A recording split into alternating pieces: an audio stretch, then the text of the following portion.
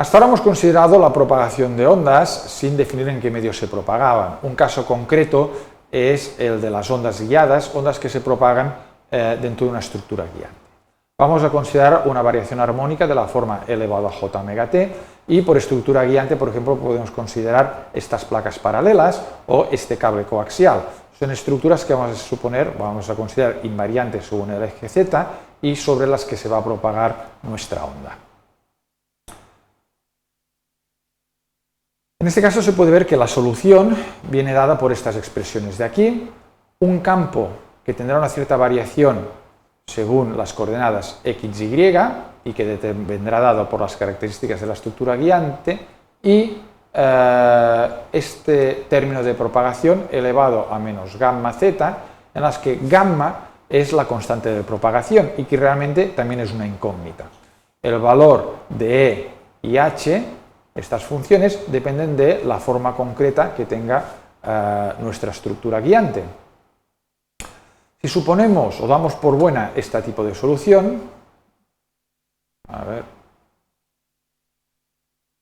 si damos por buena este tipo de solución y consideramos las ecuaciones de Maxwell, obtenemos, tras un cierto rearreglo de los términos, estas expresiones. Expresiones que ponen de manifiesto que las componentes transversales del campo, x y y, del campo magnético, y x, y del campo eléctrico, y las denominamos transversales porque son perpendiculares a la dirección de propagación, se obtienen conociendo las componentes longitudinales del campo. Todas estas componentes, x e y, se obtienen si conocemos la componente z del campo eléctrico y la componente z del campo magnético. Estas componentes z son las que se denominan las componentes longitudinales porque están dirigidas en la dirección de propagación. Por tanto, todas las componentes de campo eléctrico se pueden obtener si conocemos E sub z y H sub z. Estas son las componentes longitudinales. La componente x e y las llamamos transversales. Y vamos a distinguir tres tipos de soluciones. En el caso que E sub z sea igual a 0, significa que solo existen componentes transversales de campo eléctrico y por tanto se habla de ondas TE.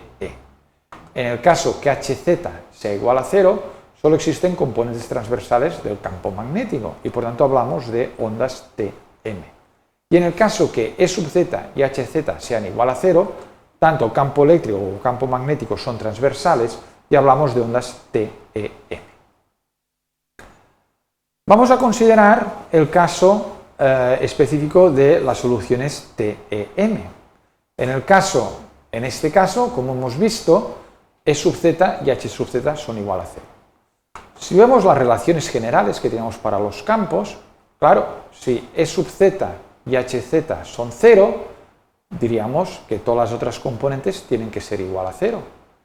Solo existirá una solución no trivial, es decir, una solución en que todas las componentes de campo sean igual a 0, si omega cuadrado más k cuadrado también es igual a 0. En este caso, con esta condición, gamma cuadrado más k cuadrado igual a 0, podrán existir soluciones no triviales para este conjunto de ecuaciones. Pero nótese que en este caso directamente obtenemos la constante de propagación, porque gamma será más menos jk, donde k, recordemos, que depende solo de la frecuencia y de las constantes constitutivas del medio.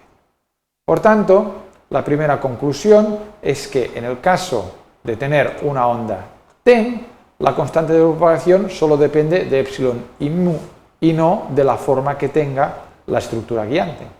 Tenemos propagación a todas las frecuencias y además se puede derivar fácilmente, observando las expresiones con detalle, que las componentes de campo magnético se relacionan directamente con las componentes de campo eléctrico a través de la impedancia del medio. Se puede ver que campo eléctrico y campo magnético son perpendiculares entre sí y que el vector de Poynting va efectivamente dirigido en la dirección del eje z y por tanto el flujo de potencia, flujo de energía es en la dirección del eje z y lo podemos calcular directamente a partir de la intensidad del campo eléctrico.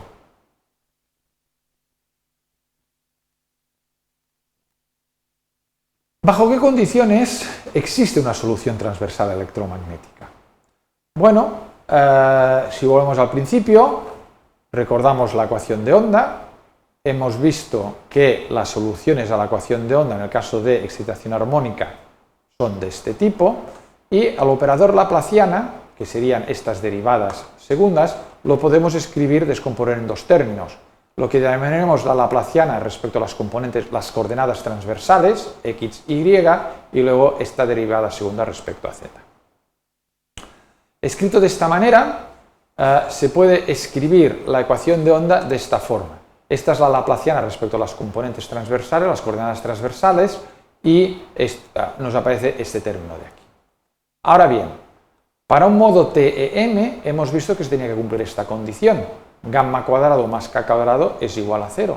Por tanto, para un modo TM se obtiene esta expresión. La laplaciana de las componentes transversales del campo respecto a las coordenadas transversales tiene que ser igual a 0. Y esto tiene que tener una solución no trivial, porque claro, si cogemos como solución del campo igual a 0, todos los campos valen 0 y esto sería la solución trivial. Bueno, ¿bajo qué condiciones existe una solución no trivial?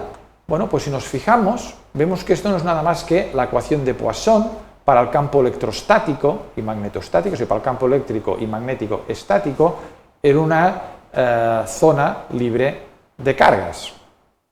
Y por tanto, para que exista una solución transversal electromagnético, la sección transversal de nuestra estructura guiante tiene que tener una solución para los campos electrostáticos distinta de 0.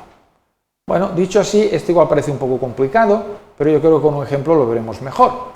Imaginemos estas tres estructuras guiantes: un cable coaxial, una línea bifilar y una guía de ondas. Una guía de ondas no es nada más que un tubo hueco que se denomina guía de ondas. Bueno, vamos a ver en cuál de estas tres líneas son capaces de soportar un modo transversal electromagnético. Y para eso lo que tenemos que hacer es el siguiente experimento mental. Conectemos una batería, por ejemplo, entre el conductor interno y el conductor externo del coaxial. Podemos entender que, en este caso, es el caso estático, existe una solución para el campo eléctrico en el interior de la guía. En esta zona de aquí puede existir un campo eléctrico en estática distinto de 0. Si esta solución existe, significa que esta estructura puede soportar un modo transversal electromagnético.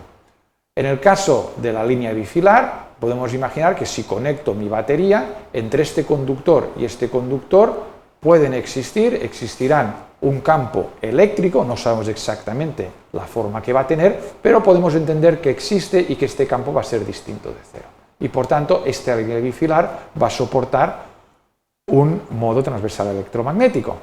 Finalmente, en la guía de ondas, si yo conecto una batería, una pila de esta manera, lo que me doy cuenta es que lo que estoy haciendo es cortocircuitarla. Y que por tanto lo único que va a suceder es que el campo eléctrico en el interior de esta guía, el campo electrostático, va a ser igual a 0. Y por tanto esta estructura no tiene una solución al campo electrostático distinta de la trivial. Y por tanto esta estructura, la de guía de ondas, no va a poder soportar un modo transversal electromagnético.